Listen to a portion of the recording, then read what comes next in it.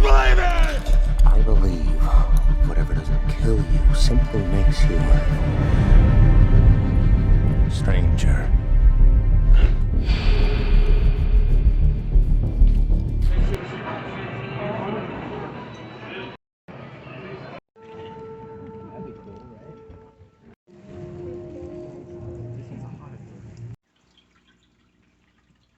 You think? Just a little ambiance, you know? Just the yeah, finally, the Batman fan IMAX. They West Side Storied it. But I don't care. The movie was amazing. It was great. 9.9 out of 10. I loved it. I like abs. If you want the more picture, like if you're gonna go to IMAX to get like that full screen, no, don't go to the IMAX theater.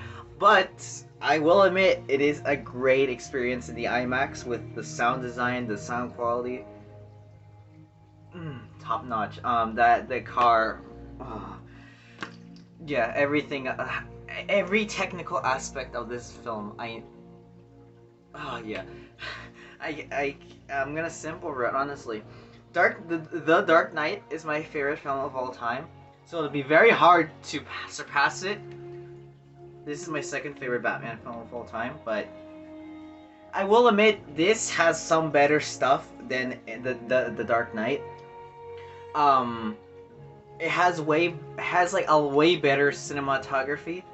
I hate saying something bad about the Dark Knight, but I will admit this has a superb cinematography. This is like Greg Feister, I think my favorite cinematographer, alongside Van Hoyten. I forgot his name, but the guy who worked on Tenet and Dunkirk and stuff like in Interstellar, I believe. But Greg Fraser, I don't think he should win right now for Dune, but he should definitely get nominated for an Oscar and the 2023 Oscars. But that I have so much to say. Actually, let me get into like something that I personally, I don't know. The movie felt off. Like that one point from 9.9 out of 10. That one point is just how I felt like in the theater. Like I don't know, it just felt off. Maybe because it was either my expectations were so high that they were passed, or like the detective aspect, because the Batman is the greatest detective in the world. So, but they never did anything with that. The Dark Knight a little bit with like the gun thing. I still have no idea what he did with that, but I don't know. It's Christopher Nolan. I don't care. You can never do no wrong. But yeah, that's like really the only aspect of the detective Batman has ever had. I don't even know what's in 7. Oh, it's the movies. Wait, is it? No, it isn't. 7. That's all I have to say. 7 and Zodiac Topa. He stole my Zodiac, but don't worry, I stole his Eternal Sunshine of the Spotless Mind, so we're good. The score by Michael Giacchino. I don't know if it's better than Hans Zimmer's score for The Dark Knight. I think I remember this score a lot more. How I base a score, like a movie score, an OST, is how I remember it, or if I would want to listen to it as like a music, like as background or like music I'm listening to.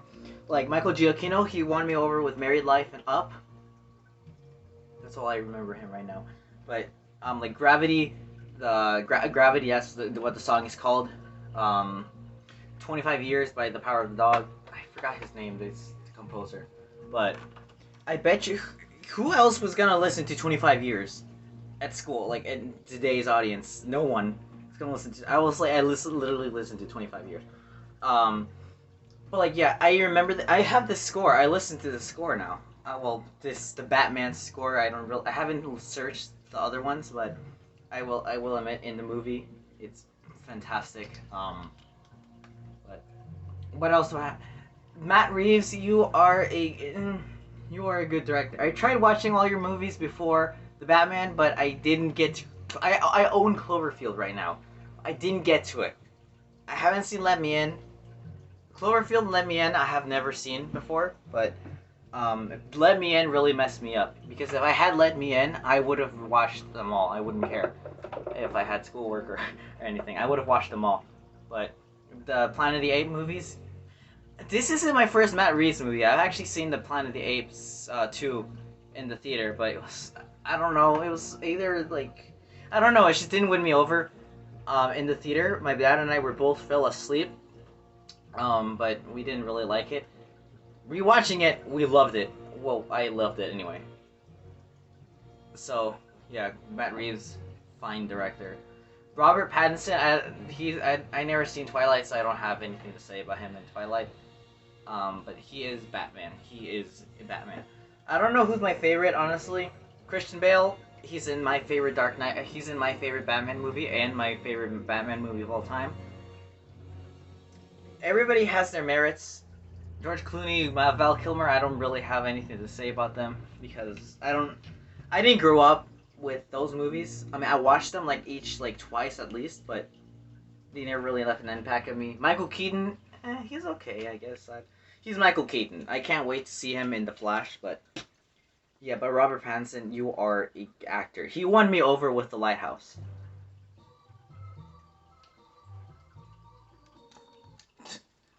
Give me a sec. There you go. I don't know. This is Batman. But yeah, this movie, I cried twice.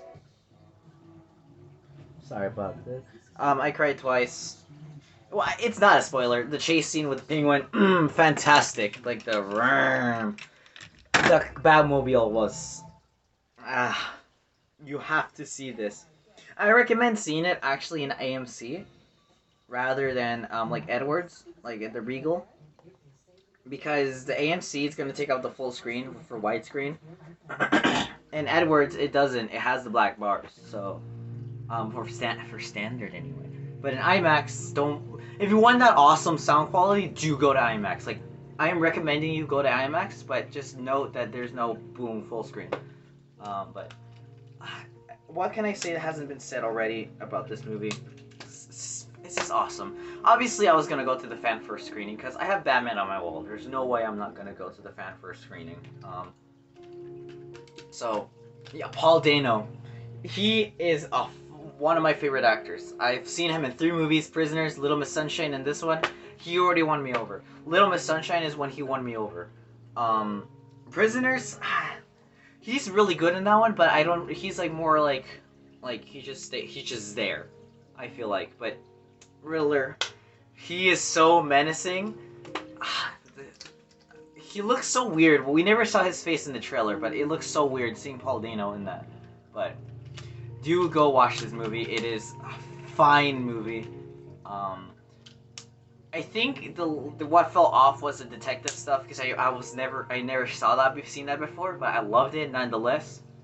And I think that just threw me off a little bit. And that opening really threw me off, but after seeing what happened, like once you see something, you're like, oh, okay, I'm in. So yeah, you're gonna get thrown off by that beginning. But this movie is great. For No Way Home and the Batman, I had not so good days at school in those days. I don't know why, but especially No Way Home, I didn't have the greatest day at school that day. But No Way Home really, it made me cry, like emotionally. This one made me cry in happy tears, like whoa, this is so awesome. But yeah, I love superhero movies. I am a pretentious film bro, don't worry, I love, where's the pretentious? I love Crash. Oh, that was a bad movie to say, because no one likes that, Best Picture winner, but nonetheless, I still like good movies, but superhero movies are just, I relate a lot. I mean, I don't relate a lot, but I like superhero movies.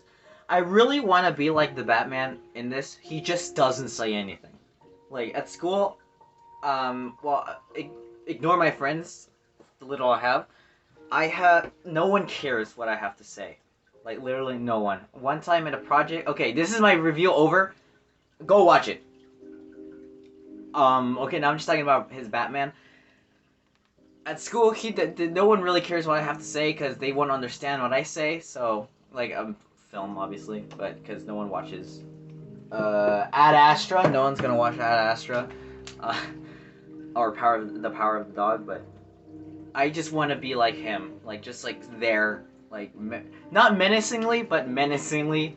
Like, if I walk next to, like, I walk in front of someone, they're like, okay, let's step aside.